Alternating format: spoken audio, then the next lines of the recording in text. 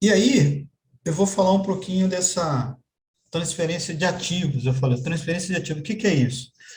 É que pela Constituição, né, a iluminação pública de responsabilidade é do município. Mas até então, quem mantinha essa iluminação pública, elas eram as concessionárias de energia.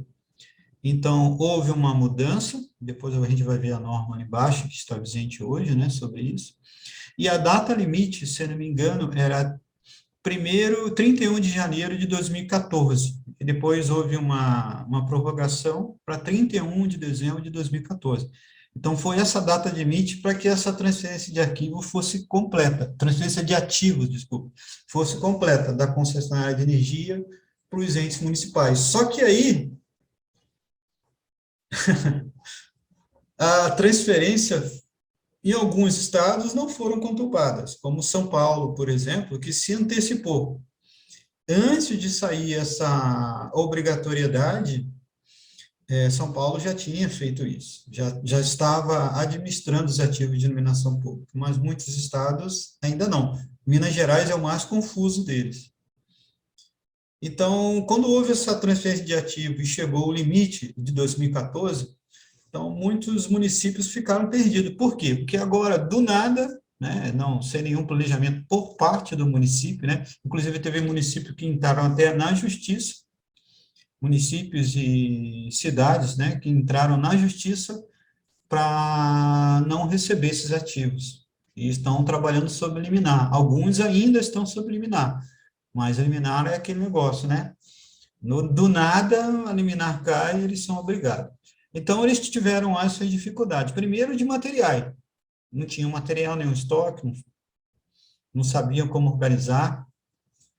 Como vão trabalhar as ocorrências de falha no sistema, que são lâmpadas queimadas, equipamentos com carro que bate num poste, arruma a iluminação pública, como é que ele vai fazer?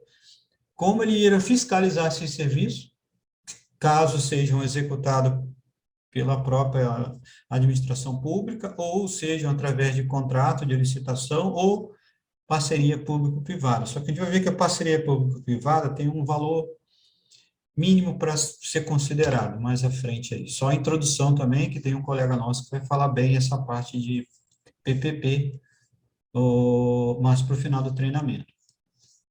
Então, a dificuldade da manutenção preventiva e corretiva, a dificuldade do cadastro, né? Primeiro, o levantamento para poder fazer o cadastro de referenciamento, que a gente viu anteriormente, que em Mojimirim já tem esse cadastro. Tá tudo bem aí, pessoal? Estão conseguindo me escutar? Tá tudo certo? Veio um retornozinho aqui. Então, beleza, eu vou considerar. Tá tudo certo. Ninguém abriu o microfone, então vamos nós. Suporte ao cidadão, né? A dificuldade do suporte ao cidadão através do sistema de atendimento telefônico, aonde que vai registrar os problemas, como, quando, com, por quê. Ampliação da rede, que tem ampliação das redes, né? Vem condomínios novos, bairros novos, né? Ruas novas, abertura de ruas novas, então tem essa dificuldade. Na avaliação, no projeto e no orçamento e na execução. Então, tudo isso caiu no colo de uma vez só. Da operação da rede, do relacionamento com a distribuidora, já que mesmo sendo uma parte, né, o ente público assumindo, né, esses ativos de iluminação pública, a concessionária ainda fornece. E o mais difícil de todos, né, é que quem começou antes já está mais avançado, que é o plano diretor de IP, de iluminação pública, né? Então, essas foram as dificuldades, né? E aí tem essa resolução da ANEEL, que é a resolução normativa, né, na verdade não é 100, né, é 1000/21, na página 138, que fala justamente dessa transferência toda, como ela tem que ser feita, tá? Então, vou abrir aqui para a gente ter uma ideia, já caiu até na página 185, né? Deixa eu ver, 183. tá? Não vamos só também passar por ela, né? Deixa eu abrir toda aqui. 184, 185.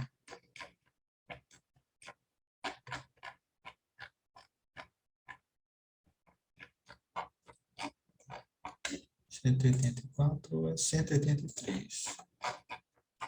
Então, aqui, ó. 183. Começamos aqui. Aqui, depois vai estar aqui, ó. Da iluminação pública. Então, a norma é muito grande, né? Tem 306 páginas, né? Essa norma, nessa resolução normativa, mas a parte que fala sobre iluminação pública, a gente está nesse tópico, né? Parte especial, falando da iluminação pública. Então, toda a regra está aqui, ó.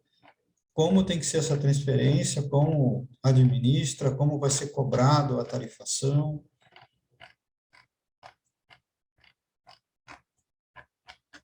Tá? Então, eu tenho... Também está lá no material, né? O pessoal tem um pouquinho mais de embasamento, ler ela inteira, acho que é interessante, né? Mas principalmente essa parte da medição, do faturamento. E aí vem falando da taxa também, que é cobrada na conta de luz de iluminação pública. Então, toda a regra está aqui, ó. Como é que é feito o consumo mensal.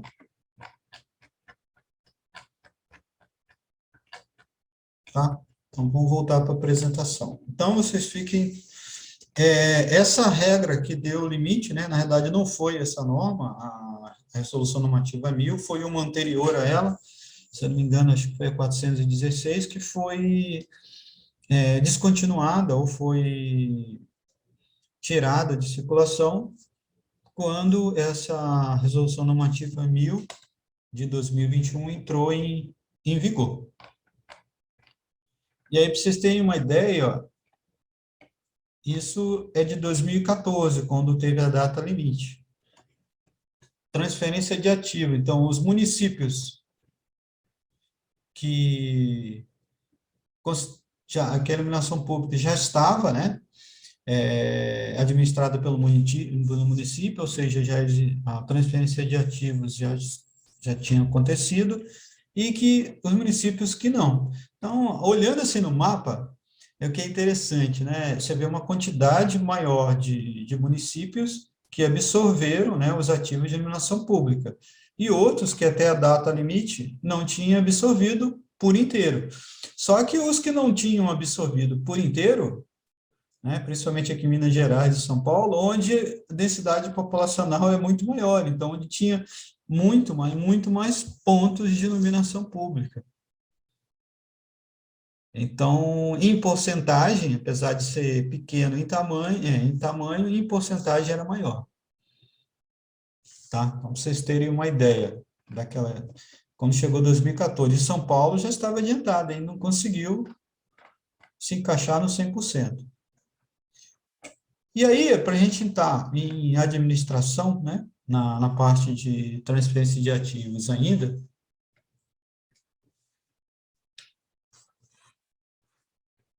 quando caiu no colo, né, então, pela administração, teria alguns caminhos a ser seguidos, né? Então, quais eram os caminhos? Bom, primeiro, depende das decisões de cada município, né?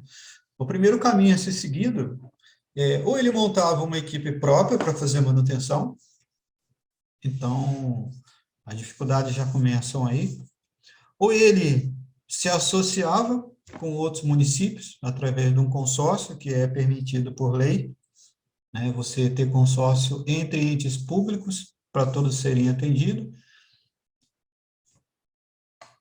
né? Está aqui o consórcio, desculpe, está aqui, até me antecipei.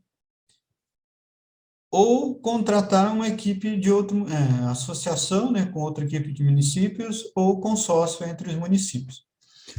Dentro dele administrar na própria manutenção, ele tem, né, ou ele faz uma equipe efetiva ou terceiriza.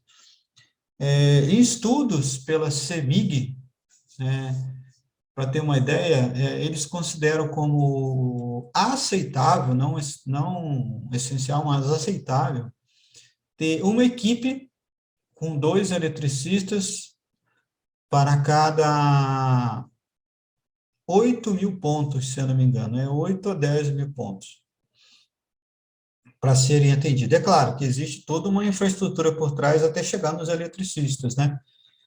Que é a detecção do ponto danificado, por exemplo, quando a gente fala de manutenção, a guia o caminho da comunicação até chegar no campo para execução da OS.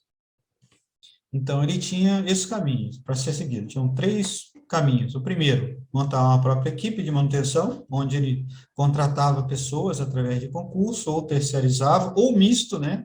Contratava pessoas através de concurso para gerenciar e contrataria terceiros para a execução de todo o processo de gerenciamento, tá?